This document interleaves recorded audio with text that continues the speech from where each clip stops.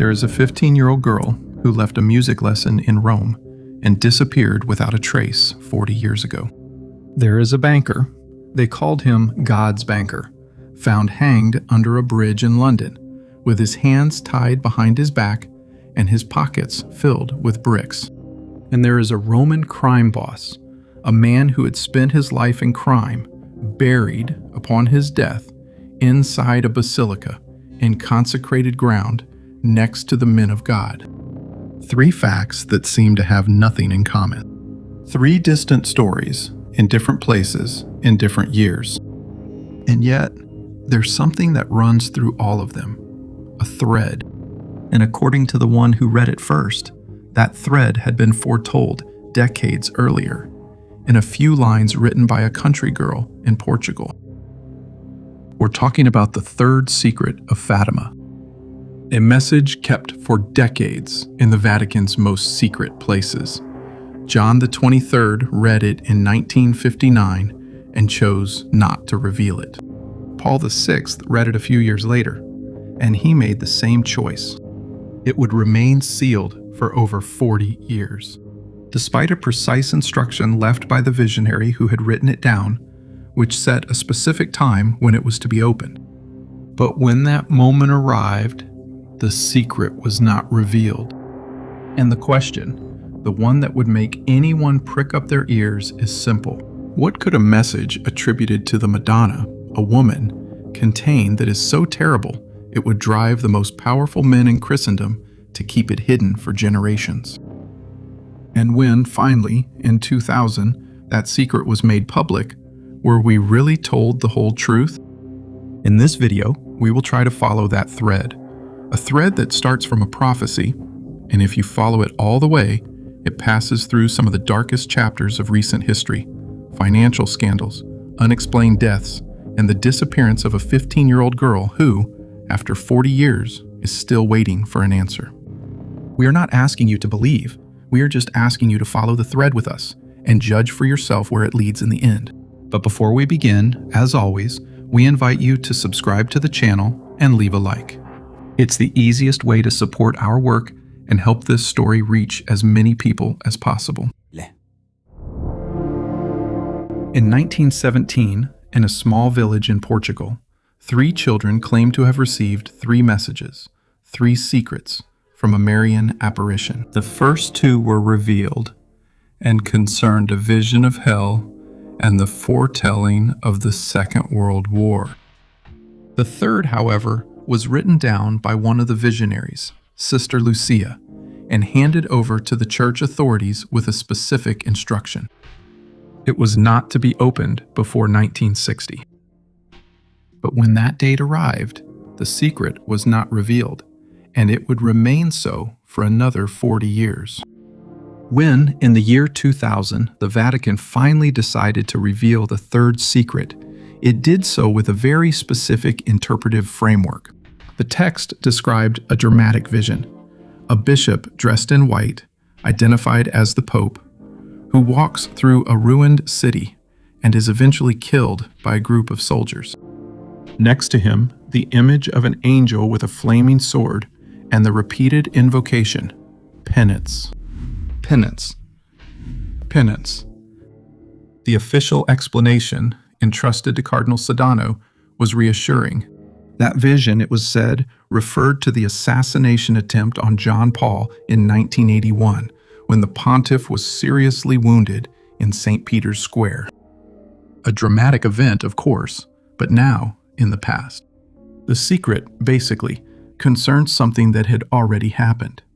The case could therefore be considered closed. And yet, on closer inspection, something about this explanation didn't add up, and the objections didn't come from mystery enthusiasts, but from scholars and clergy. The first inconsistency is the most obvious. The text of the vision speaks of a pope who is killed, not wounded. John Paul, however, survived the assassination attempt.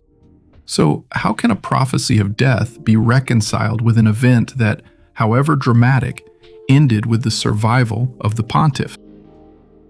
But the deepest crack in that official version came many years later and from an unsuspected source. In 2010, during a visit to Fatima itself, it was Benedict XVI himself who uttered a phrase that would reopen everything. He said that anyone who thought the prophetic mission of Fatima was over would be deluding themselves. And he added that beyond the great vision already revealed, it pointed to future realities in the church that gradually unfold and come to light. These are weighty words if you stop to reflect on them, because the same pontiff who kept that secret seemed to suggest that Fatima could not be reduced to just the 1981 assassination attempt, and that part of its message still looked to the future. He didn't say that the 2000 version was false, but he implied that it was, at the very least, incomplete. And so the question remains, if those future realities really exist, what are they about? Our investigation starts with this crack. To understand where that crack leads, we need to listen to those who, within the church, had actually read the third secret. Over the years, some cardinals who had access to the text made statements that all point in the same direction, and that paint a picture very different from the reassuring picture presented by the official version. Cardinal Mario Chiappi, who had been the theologian of the papal household, hinted that the secret foretold a great apostasy, and that this apostasy would begin right from the very top of the church. Similar words were attributed to other prelates who knew the content of the message. But let's pause for a moment on this word, because it's the key to everything: apostasy. Apostasy means abandonment of the faith. When we talk about an apostasy that starts from above, from the top, the meaning becomes even more disturbing. It means a church that, while maintaining the outward appearances of devotion, has actually lost its way on the inside. A structure that continues to present an image of holiness, while behind the scenes, things are happening that have nothing to do with holiness. And here, Benedict XVI's phrase is particularly useful, because the same pontiff, on that occasion, clarified something decisive. He said that the sufferings of the church come from within the church, from the sin that exists in the church. Not an external enemy then, not the persecutors, not the atheists, not the ideologies. Evil, according to this interpretation, comes from within. Now, if we take this interpretation seriously, an apostasy that arises at the top, an evil that grows within the sacred walls, then we must ask ourselves an uncomfortable question. If indeed, in recent decades, the church has been affected by such deep internal corruption that it has even been the subject of a prophecy, this corruption should have left traces, concrete and documentable signs, in the news and in history. And those signs, in fact, are there. You don't even have to look too deeply for them. And the most striking sign has a first and last name: Roberto Calvi. To understand who Calvi was, you need to understand what the Banco Ambrosiano was. Not just any bank, but one of the main Catholic banks in Italy, created to serve the faithful and the works of the church, to the point of being called the priest's bank. And Roberto Calvi, who was its president, had earned a nickname that said it all. They called him God's banker. That nickname wasn't just a journalistic label, but came from a real connection. Because Banco Ambrosiano was closely intertwined with the IOR, the Institute for the Works of Religion. In other words, the Vatican Bank. This was not just any counterpart of the Ambrosiano. It was one of its shareholders, and it was a central presence in its affairs. And at the head of the IOR was an American Archbishop, Paul Marcinkus, a man absolutely trusted by John Paul II, one of the most powerful and controversial figures in all of Vatican finance. What emerged between the late 1970s and the early 1980s was a shadowy system that had nothing to do with the gospel. According to investigations and judicial and journalistic reconstructions, around the Ambrosiano, there was a dense network of foreign companies in tax havens, front companies through which rivers of hard-to-trace money flowed, and the IOR had issued letters of guarantee linked to some of those entities. Over all this loomed the shadow of the P2, the secret Masonic lodge of Liccio Gelli, which, when it was discovered, revealed a list of names capable of shaking the Italian state to its core. Politicians, military officers, bankers, journalists, and high-ranking officials. And even deeper, the most serious suspicion that through those channels, money laundering was also taking place. Money from organized crime. Let's focus on the magnitude of this. We're saying that the Bank of the Pope's state was, according to many accounts, involved in a web that included P2, offshore companies, and suspicions of criminal money. This alone already evokes that internal apostasy spoken of by the cardinals who had read The Secret of Fatima, a structure that continues to show its sacred face, while behind the scenes, something deals with money and power in the most unscrupulous ways. Then, in 1982, everything collapses, and the collapse is stained with blood. On June 17, 1982, in Milan, the board of directors of Banco Ambrosiano revokes all powers from Calvi and decides on its liquidation. A few hours later, his personal secretary, Graziella Corrischer, is found dead at the foot of the bank building, having fallen from a fourth-floor window. It was said on video. She left a note with harsh accusations against Calvi. But the coincidence, within just a few hours, remains chilling. The following day, June 18, 1982, more than 1,000 kilometers away in London, another body is found. He is hanging from scaffolding under the Blackfriars Bridge. He is a well-dressed man, 60 years old, with his hands tied behind his back, his pockets filled with bricks, and several thousand pounds. He is Roberto Calvi, God's banker. Even in this case, the first hasty explanation was that of his suicide. But that version fell apart over the years. New expert reports and investigations led people to speak openly of murder, and it even led to a trial. Yet in 2007, all 5 defendants were acquitted due to lack of evidence. The acquittal was later confirmed on appeal. So even today, more than 40 years later, Calvi's death remains without anyone held responsible. Neither a proven suicide nor a murder with an identified killer. Just a man found hanged under a bridge. And no truth. However, there is one last detail, and it must be told with due caution. There is a letter dated June 5, 1982, just 12 days before Calvi's death, that was supposedly addressed directly to the Pope, John Paul II. The text became known only years later, attributed to the banker's son, and published in some investigative books. The Vatican has always disputed its authenticity, and we are not in a position to determine whether it is genuine or not. But its content, whether true or false, is impressive.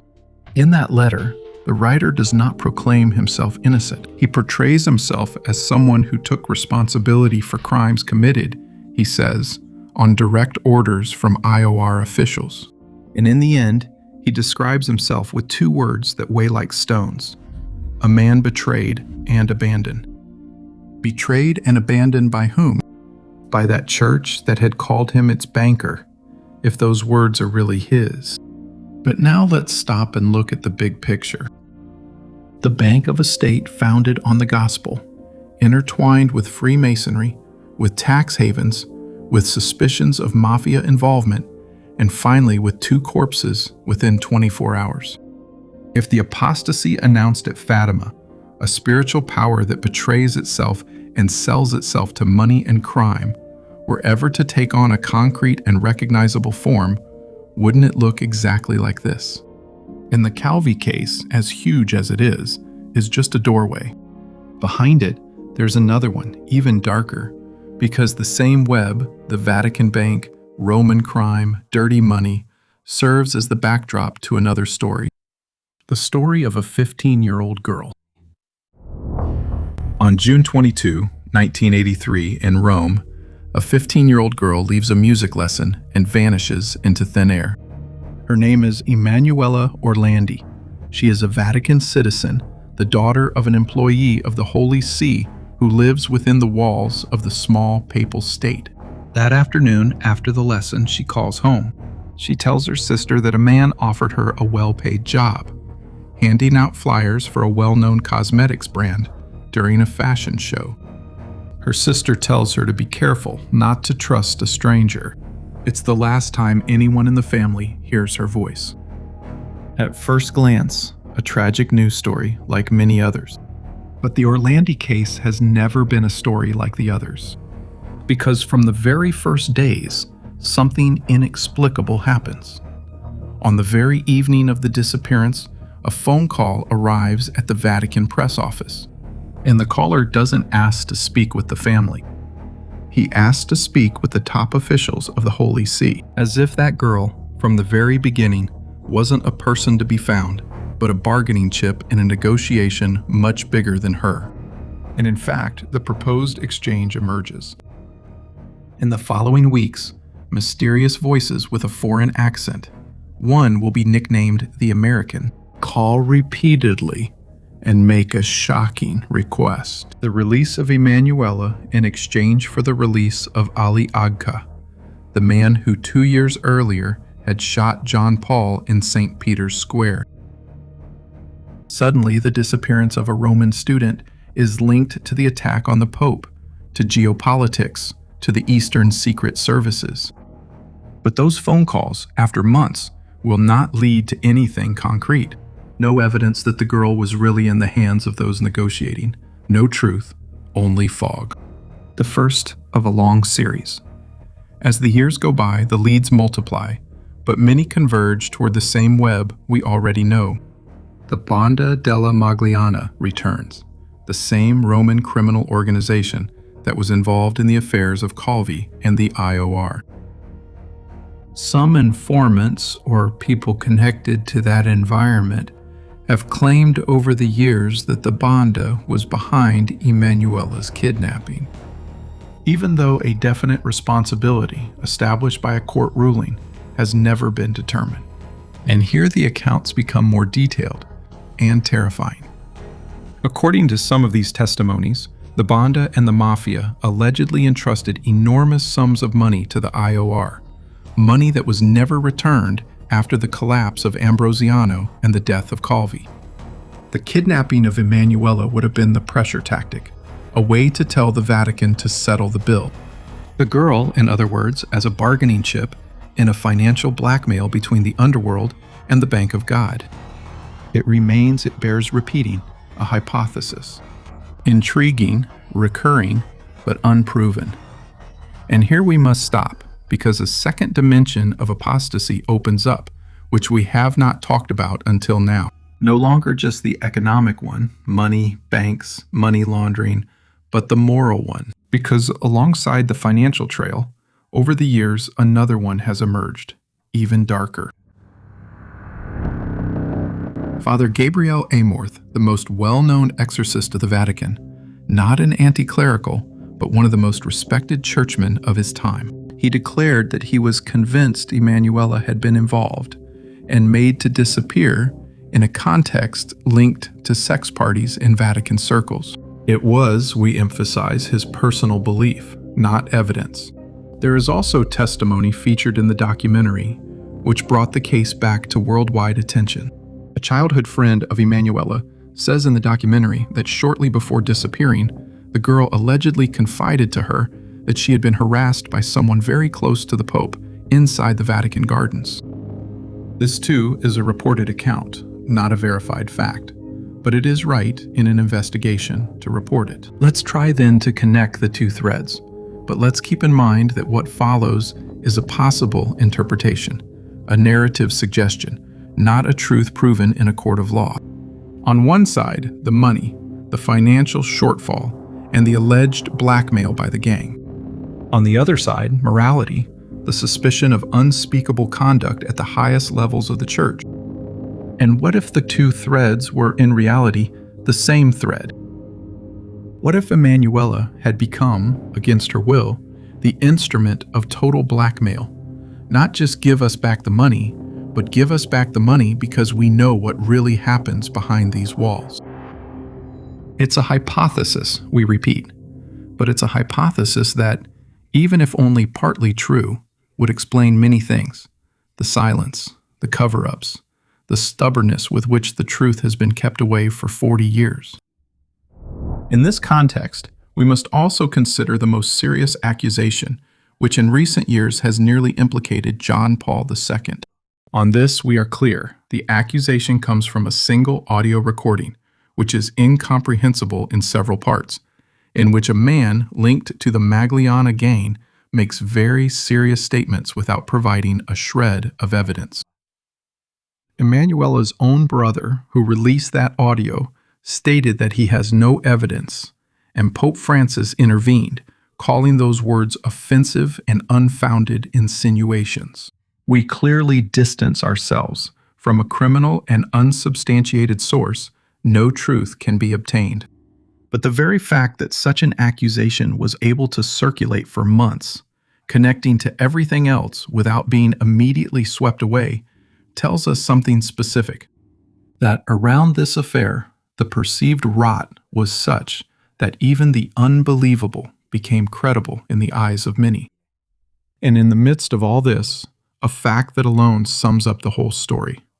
Enrico de Pettis, nicknamed Renatino, one of the leaders of the Magliana gang, a criminal, was buried, upon his death, inside a Roman basilica, Sant Apollinare, a placement that is, to say the least, unusual and controversial for the boss of a criminal gang, in consecrated ground authorized by Cardinal Ugo Poletti.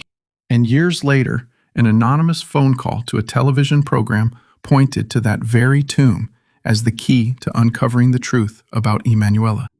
The question therefore remains unanswered. How can it be explained that a criminal boss was buried in a basilica next to men of God? This is apostasy in its full form.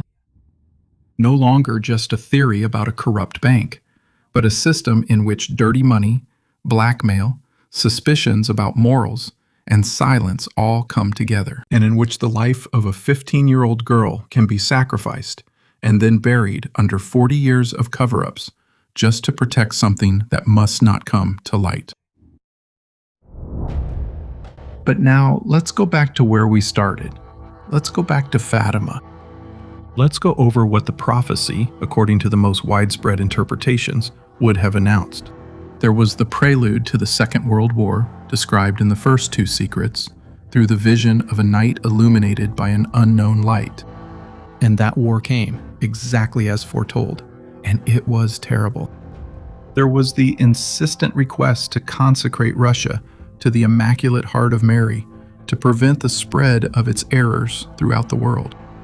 And there was, according to the cardinals who read the third secret, the announcement of an apostasy that would begin at the highest levels of the church. Now let's stop and look at the present with these eyes.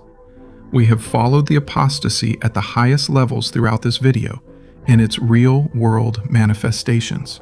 Can we say it came true? Everyone must decide for themselves. But it's hard to deny that the last 40 years of Vatican history have been marked by scandals that, until recently, would have been simply unthinkable. And then there's Russia. Here is a fact that deserves the utmost attention because it is documented and precise. For decades, the popes have evaded the explicit request of the prophecy. Pius XII, Paul VI, and even John Paul II in 1984. They all performed acts of consecration, but always carefully avoided mentioning Russia to avoid diplomatic problems with what was then the Soviet Union. A caution that, in the eyes of those who believe in the prophecy, meant only one thing. The request of the Madonna had not yet truly been fulfilled.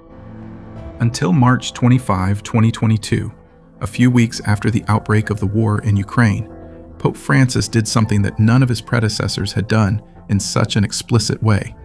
he consecrated Russia and Ukraine to the Immaculate Heart of Mary, naming them both openly. But why at that moment? Why the rush after a century of reluctance? What drives a pope in the midst of an international crisis to finally carry out to the letter an act that his predecessors had always avoided? And this is where the most unsettling question of all lies. If the signs of the Second World War have come true, if apostasy at the highest levels seems to have manifested before our eyes, then only one question remains hanging in the darkness. What, from that third secret, has not yet come true? What remains so serious and unfulfilled that it would make a pope rush to do something delayed for decades? We don't know, and maybe we never will. But there's a detail that, at the end of this story, weighs more than any other. According to a tradition that has been circulating for decades, the popes who read that secret were deeply disturbed by it, to the point that they didn't have the courage to make it public. And this, at least, is certain. John the 23rd and Paul the 6th both read it, and both chose to keep it sealed. So the question remains open. What could be written in those few lines penned by a Portuguese shepherd girl, capable of disturbing the most powerful men in Christendom? Perhaps the description of an evil that does not come from outside, but from within. Perhaps the face of a church that betrays itself. Perhaps, and this is the thought we leave you with, an event that has not yet happened and that, because of its dramatic nature, has made those who read it tremble. Let us know in the comments what you think. And if you want to support our work, share the video and subscribe to the channel. Until the next story.